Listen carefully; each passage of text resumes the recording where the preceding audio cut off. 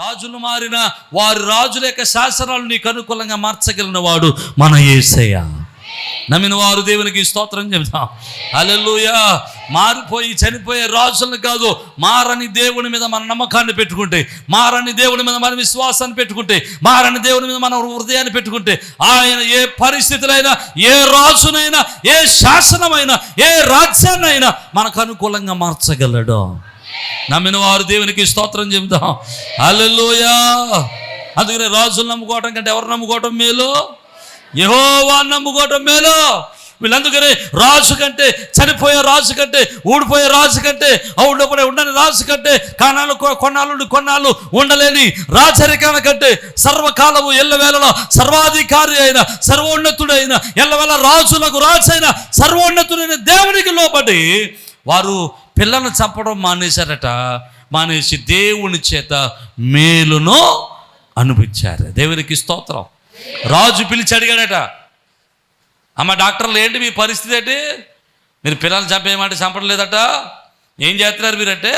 వీళ్ళు తప్పించుకోవడానికి వేరే మార్గం లేదు. కానీ చక్కటి సమాధానం చెబుతారు వాళ్ళు. ఏమని తెలుసా?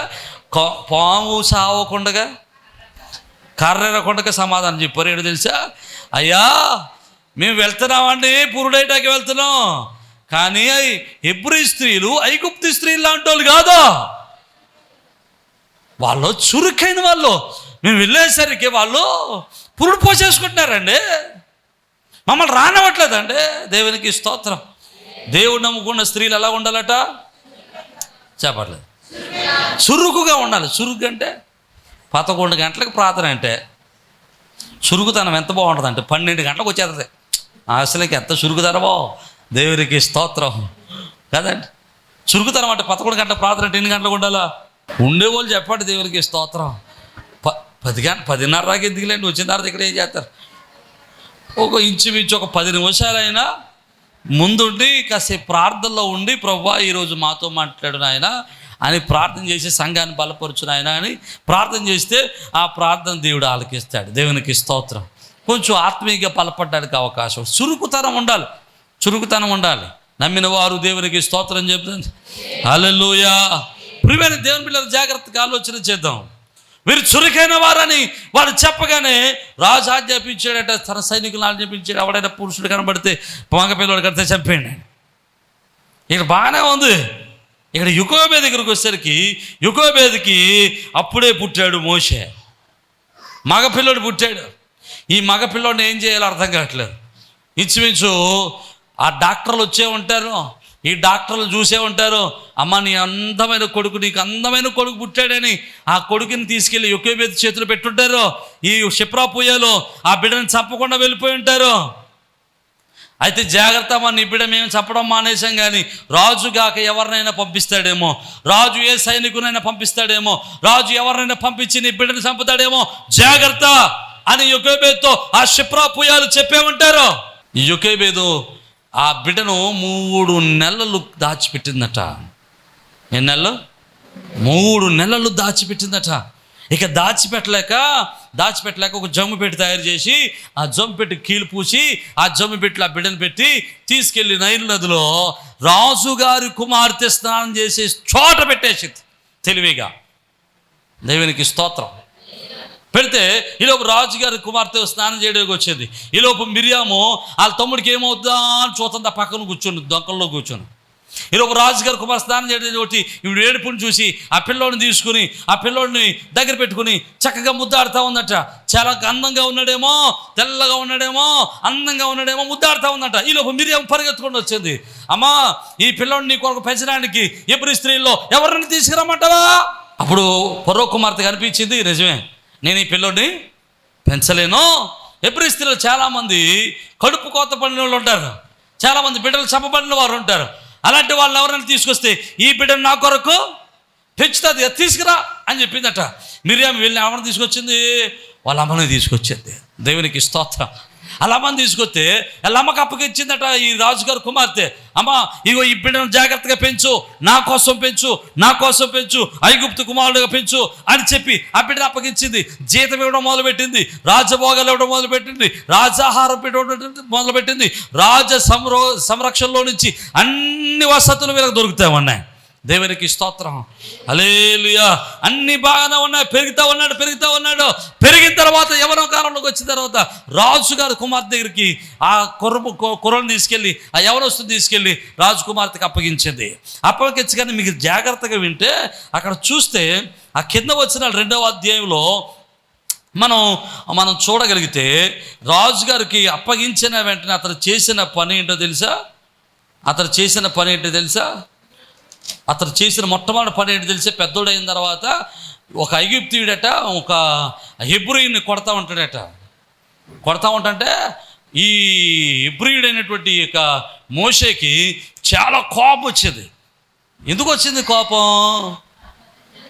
నా జాతి బిడ్డను కొడతామంటారా, నా జాతి వాడిని కొడతామంటారా, కోపం వచ్చింది. ఒక గుద్దు దానికి చచ్చిపోయాడు.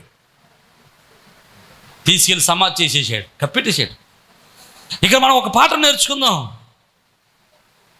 తల్లి మోషేని ఎలా పెంచిందో తెలుసా? తన ప్రజల నాయకుడిగా పెంచింది. తన ప్రజల పట్ల నిస్వార్థంగా, తన ప్రజల పట్ల ఆలోచించేవానిగా, తన ప్రజల పట్ల జ్ఞానం కలిగిన వానిగా, తన ప్రజల శ్రమలను ఆలోచించే విధంగా, తన ప్రజలను విడిపించడానికి ఒక నాయకత్వ లక్షణాలతో ఆ బిడ్డను పెంచగలిగింది. అందుకోసమని తన ప్రజల పట్ల అతను ఆలోచన చేయగలిగాడు. ఐగుప్తీలా పెంచలేదు, హెబ్రీలా పెంచింది.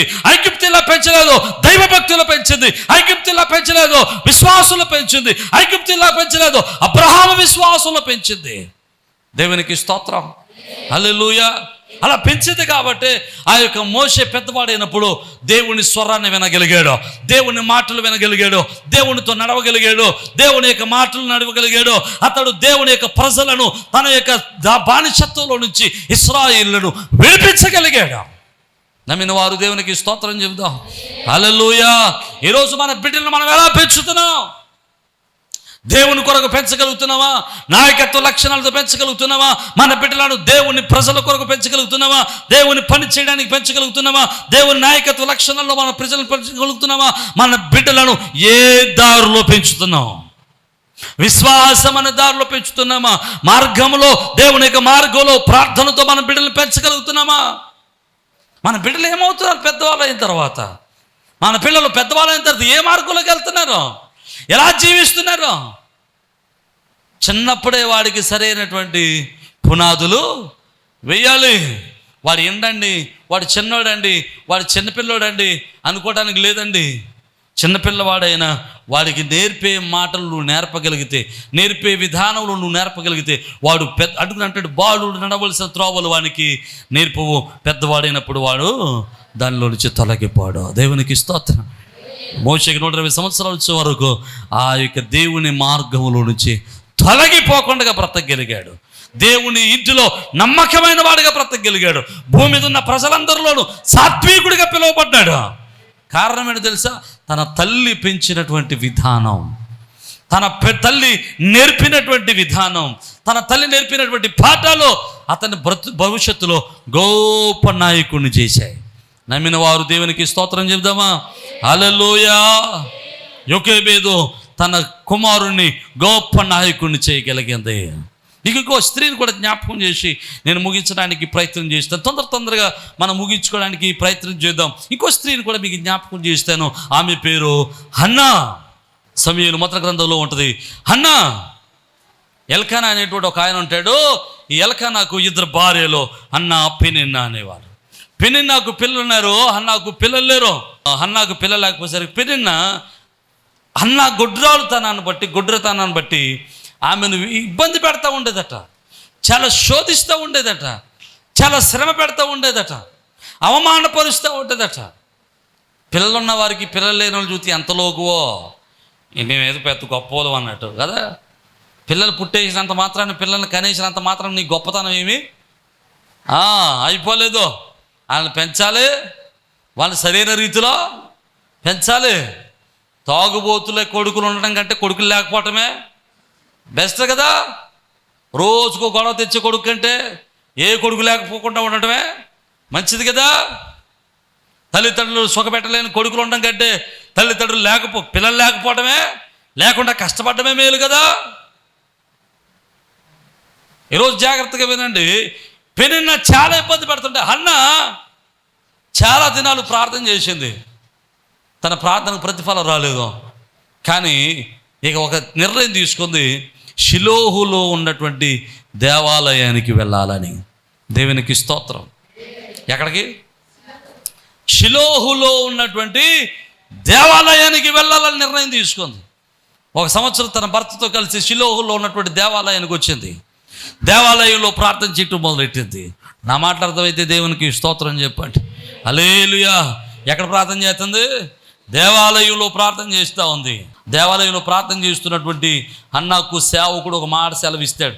చూడండి, ఆ మాట చదువు. మొదటి అధ్యాయం 17 వచనంలో, అందుకు అంతటి ఏలి, నువ్వు క్షేమంగా వెళ్ళుము, ఇశ్రాయేలు దేవునితో నువ్వు చేసుకున్న మనవి ఆయన దయచేయును గాక. దేవునికి స్తోత్రం.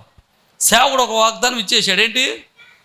నువ్వు దేవునితో చేసుకున్న మనవి ఆయన నీకు దయచేయును గాక. అంటే నువ్వేం ప్రార్థన చేస్తున్నావు, ఆ ప్రార్థనకు ప్రతిఫలం దక్కును గాక అన్నాడు. దేవునికి స్తోత్రం. సేవకుడు.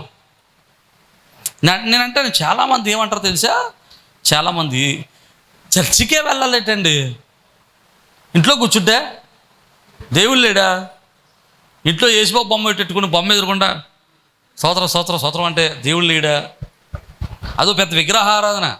ఇంట్లో కూర్చుని విగ్రహాలు పెట్టుకుని యేసుబాబు ఫోటో పెట్టుకుని అక్కడ ప్రార్థన చేతనేమో, అది తప్పు. ఆరాధన తప్పు. ఆరాధన చేయనే కూడదు. విగ్రహాలు పెట్టుకోకూడదు. యేసుబాబు ఫోటోలు కూడా పెట్టుకోకూడదు. దయచేసి ఈ విషయాలు గమనించండి. చాలా పర్యాయాలు చాలామంది ఇంట్లో దిగినప్పుడు, కొత్త ఇళ్ళలో దిగినప్పుడు చాలామంది అంటారు, ఫోటో అయ్యారు ఉండండి, ఫోటో తెస్తానంటారు. ఓరు నాయన, ఎన్నిసార్లు చెప్పాలి? అప్పుడు చెప్తే ఏం చెప్తాం? అప్పుడు కూర్చోబెట్టి స్టోరీ ఏం చెప్తాం? అని చెప్పలేం కదా. నీ సావు నువ్వు సావు అంటాం. అప్పుడు ఫోటో పట్టుకుని చేస్తాను నన్ను అంటాడు. మళ్ళీ అయ్యారు ఫోటో ప్రార్థన చేయండి అంటాడు. ఫోటో ప్రార్థన చేయనా? అసలు పెట్టుకోవడం తప్పురా అని చెప్తుంటే ఇది ఎప్పుడు వాక్యం అంట కదా. ఇంట్లో కూర్చుంటే ప్రార్థన వినడానికి కాదు, ప్రార్థన వింటాడు దేవుడు. కానీ జాగ్రత్తగా వినండి. కీర్తన గ్రంథంలో చూడండి, చక్కటి మాట ఉంటుంది. కీర్తన గ్రంథం 18వ అధ్యాయం 6వ వచనంలో, నా శ్రమలో నేను యెహోవాకు మొరపెట్టి తిని, నా దేవునికి ప్రార్థన చేసి తిని, ఆయన తన ఆలయములో ఆలకించి నా ప్రార్థన అంగీకరించాను. దేవునికి స్తోత్రం. ఎలాగట? నా శ్రమలో మొరపెట్టాను, నేను ప్రార్థన చేశాను. అయితే నా ప్రార్థన ఎక్కడ దేవుడు అంగీకరించాడంటే తన ఆలయములో అంగీకరించాడు. నమ్మిన వారు దేవునికి స్తోత్రం చెప్పాలా? హల్లెలూయా. ఇదంతా తెలివి తక్కువలో ఈ ప్రార్థన రావట్లేదు, లేదా ఖాళీగా ఉండి ప్రార్థన రావట్లేదు. ఇది వాక్యం చెబుతున్న మాట. సమాజముగా నువ్వు కూడాలి, మందిరంలోనికి రావాలి, దేవుని మందిరంలో ఉండాలా. దేవుని మందిరంలో కూడి నువ్వు ప్రార్థన చేస్తే ఆయన నీ ప్రార్థన ఆలకిస్తాడు. హల్లెలూయా. రాజైన దావీదు 12 గోత్రాల మీద అధికారం కలిగిన వాడైనప్పటికీ, 12 గోత్రాల మీద అధికారంగా చేస్తున్నప్పటికీ, మహా బిజీగా ఉన్నప్పటికీ, యుద్ధాలు చేస్తున్నప్పటికీ అంటాడు, నేను దేవుని మందిరంలో చిరకాలము నివాసము చేసేదను. ఇక 27వ కీర్తన అంటాడు, నేను దేవుని ఆలయములో ఉండాలని ఒక కోరిక, నేను ఒక వరం అడుగుతున్నాను, చిరకాలం దేవుని మందిరంలో ఉండాలని నా కోరిక అంటాడు. ఒక 120 కీర్తనలు అంటాడు, ఎవరైనా వచ్చి నువ్వు దేవుని మందిరానికి వస్తావా అంటే నా హృదయం సంతోషిస్తుంది అంటాడు. దేవునికి స్తోత్రం చెప్దాం. హల్లెలూయా. దేవుని మందిరానికి వెళ్ళడానికి దావీదు ఇష్టపడ్డాడు. కారణం ఏంటి తెలుసా? దేవుని మందిరంలో మేలులు ఉన్నాయి. దేవుని మందిరంలో మన ప్రార్థన దేవుడు ఆలకిస్తాడు. హల్లెలూయా. నీ ప్రార్థనకు అంగీకారం అవ్వాలంటే నువ్వు దేవుని మందిరంలో చేయాలి. ఇంటి దగ్గర కాదు కూర్చొని చేయడం. ఇంటి దగ్గర కూడా ప్రార్థన చేయాలి. కానీ ఆ ప్రార్థన అంగీకారం అవ్వాలంటే ఎక్కడికి రావాలి? మందిరానికి రావాలి.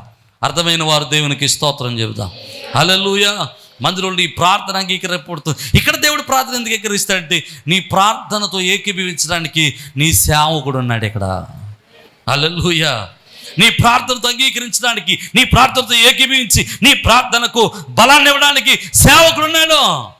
సేవకునికి ఆశీర్వాదం ఉంటుంది, సేవకునికి వాగ్దానాలు ఉంటాయి, బైబిల్ వాగ్దానాలు ఉంటాయి, పరిశుద్ధ దేవుని గ్రంథ వాగ్దానాలు ఉంటాయి. ఆ వాగ్దానాల చేత మన ప్రార్థనలన్నీ ఫలభరితంగా మార్చబడబోతున్నాయి. హల్లెలూయా, హల్లెలూయా. ఈరోజు దేవుని ప్రేమ సంగమా, ఇక్కడ మీరు కూడున్నారు, ఇక్కడ కూడున్న మీరు అందరూ కూడా ఏ ప్రార్థన చేస్తున్నారో నాకు తెలియదు, ఏ ప్రార్థన చేస్తున్నారో నాకు తెలియదు, ఏ ఆశ దగ్గర నిలుచున్నారో నాకు తెలియదు. కానీ నేను దేవ సేవకుని చెబుతున్నాను, మీరు చేస్తున్న ప్రతి ప్రార్థన దేవుడు అంగీకరించును గాక, మీ ప్రార్థనలకు ప్రతిఫలం అనుగ్రహించును గాక, మీ ప్రార్థనలు అంగీకృతములగును గాక. హల్లెలూయా, హల్లెలూయా. అన్న ప్రార్థన చేసింది, ఎక్కడికి వెళ్ళి ప్రార్థన చేసింది? దేవాలయంలోనికి పోయి, దేవుని మందిరంలోనికి పోయి కన్నీరు విడిచుచు మూలుగుచు ప్రార్థన చేసింది. దేవుడు ఆ బిడ్డకు ఒక చక్కని కొడుకునిచ్చాడు. గురుడితనం పోయింది. ఆమేన్, హల్లెలూయా. దేవుడు చక్కని బిడ్డనిచ్చాడు. ఆ బిడ్డనిచ్చిగానే ఒక ఆ పిల్లకు, ఆ బిడ్డడికి పాలు ఇవ్వటం మొదలుపెట్టింది. పాలు విడిచిన వెంటనే చూడండి, ఆ మాట చదువుతాను చూడండి.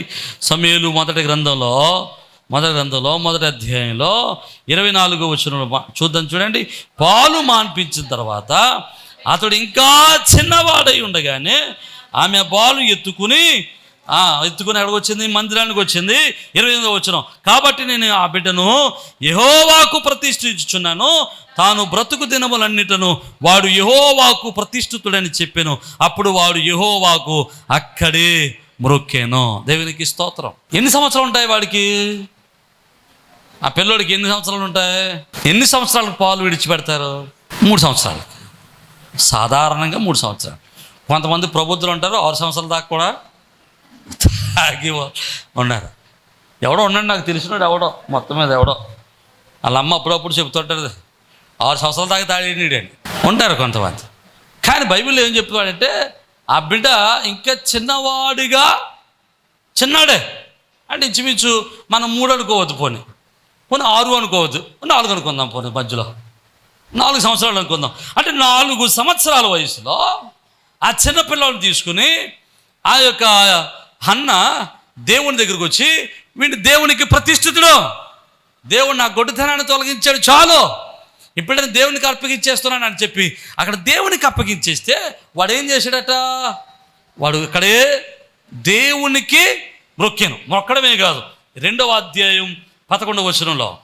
అయితే ఆ తర్వాత ఆ బాలుడు యాజకుడిని ఏలు ఎదుట యెహోవాకు పరిచర్య చేయుచు. నేను ఏం చేస్తున్నాడు?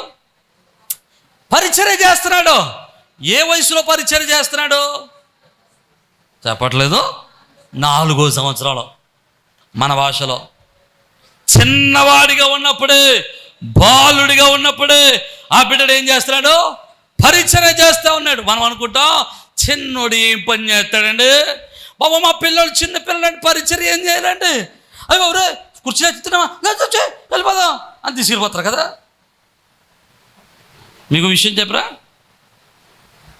నాకు తెలిసి నిన్న పెళ్ళి జరిగితే ఆ పెళ్ళిలో మేము అయిపోయిన తర్వాత కూర్చుంటే ఒక తల్లి మా దగ్గరికి వచ్చింది. ఒక అమ్మాయి వస్తే, అమ్మ బాగున్నావు, ఏం చేస్తున్నారంటే, అయ్యా మా ఆయన్ని పని చేస్తారు, నీ పని చేస్తారా. సరే అమ్మ, పిల్లలు ఏం చేస్తున్నారంటే, పిల్లల గురించి ఎప్పుడైనా కొంచెం గొప్పగానే చెప్పుకుంటారు కదా. గొప్పగా చెప్పుకుంటూ ఆ తల్లి చెప్పిన మాట ఏంటి తెలుసా? అన్నయ్య పొద్దున ఈయన వెళ్ళిపోతాడు, నేను పొద్దునే వెళ్ళిపోతాను, సాయంకాలం ఎప్పుడో వస్తాం, మేము వచ్చేసరికి పిల్లలందరినీ జాగ్రత్తగా ఈ పెద్ద పిల్ల చూస్తుంది, పెద్ద పిల్ల చూడడం కాదు, మేము వచ్చేసరికి ఈ పిల్ల అన్నం వండేస్తుంది, కూర వండేస్తుంది అన్నది. ఆ పిల్ల ఎంత వయసు ఉండదు తెలుసా? ఇప్పుడు 3వ తరగతి అంతేనా?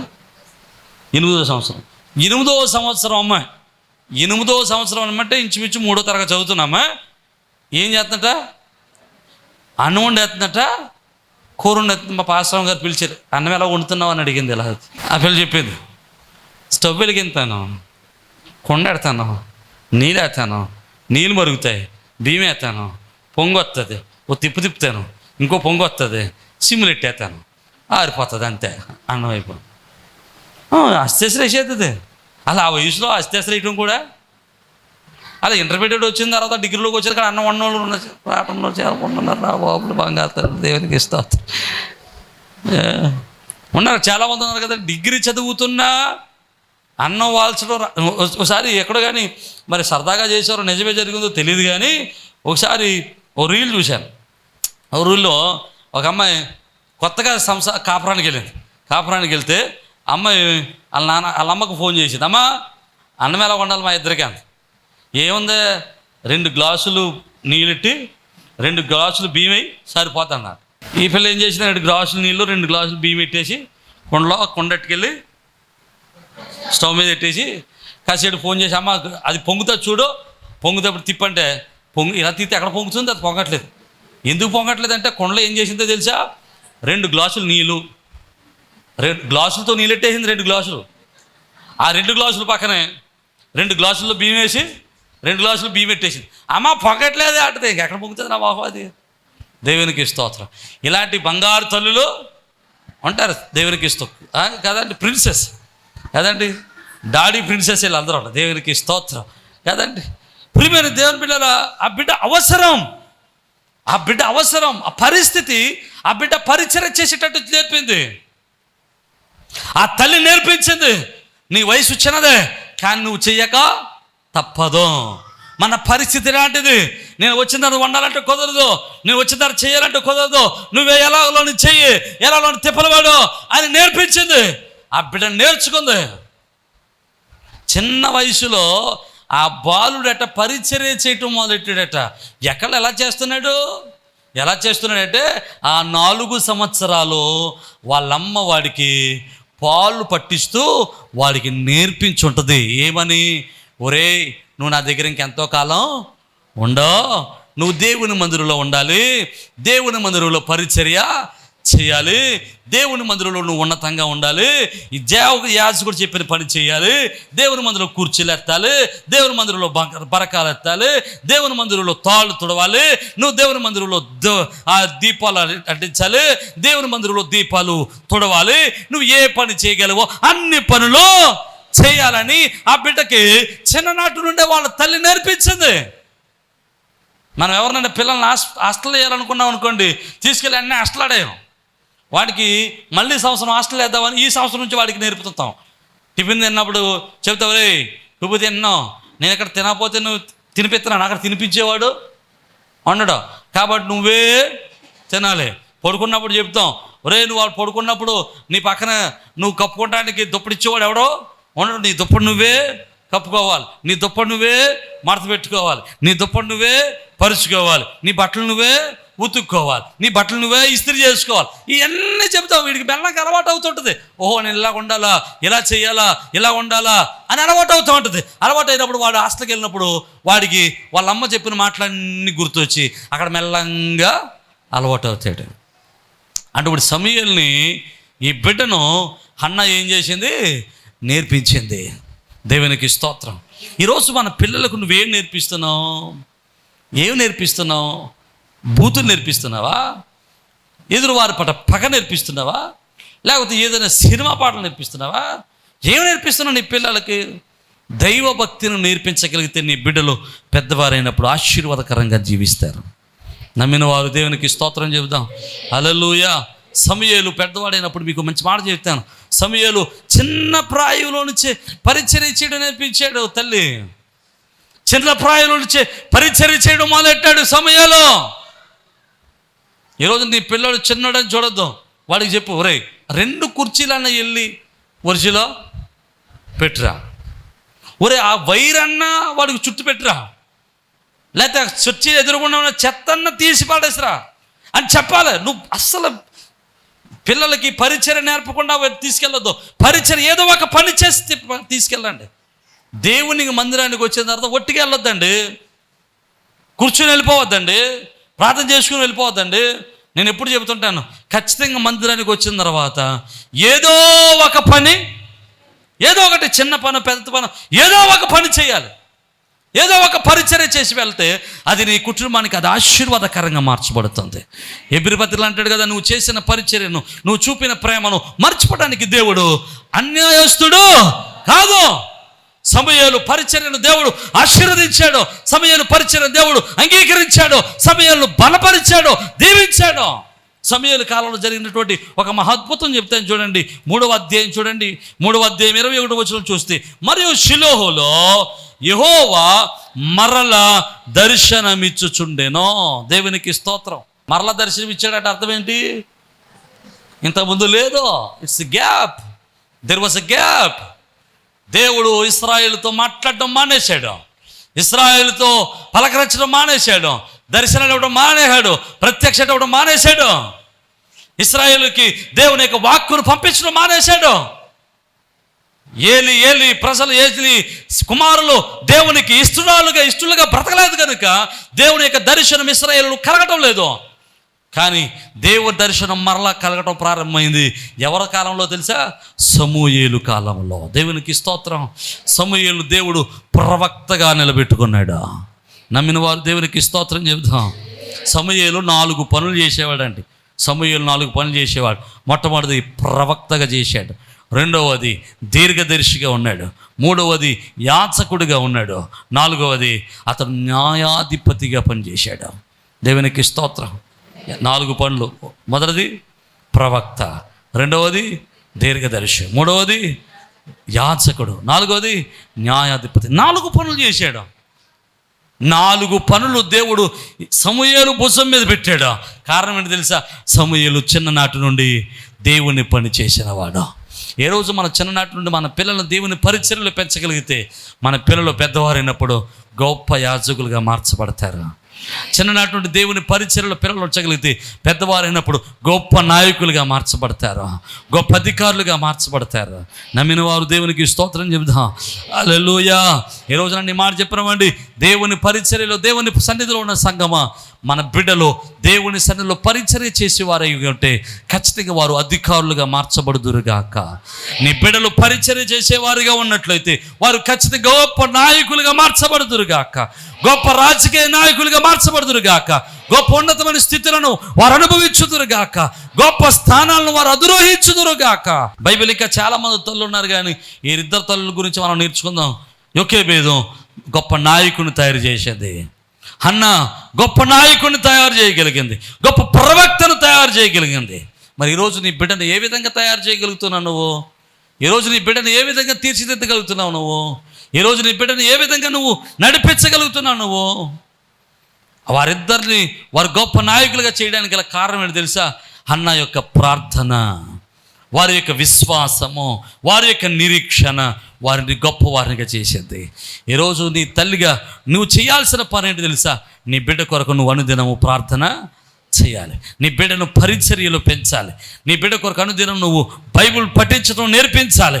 నీ బిడ్డ కొరకు నువ్వు భక్తిని నేర్పించాలి. నువ్వు భయభక్తులు కలిగి జీవించగలగాలి. నీ బిడ్డలను భయభక్తుల్లో నువ్వు దేవుని సన్నిధిలో పెంచగలిగాలి. అలా పెంచగలిగితే ఖచ్చితంగా మన బిడ్డలు కూడా బైబిల్లో రాయబడిన ఆశీర్వాదాల చేత నింపబడి గొప్ప ఉన్నతమైన స్థితిని అనుభవిస్తారు. అటువంటి కృప దేవుడు మనందరికీ దయచేయునుగాక.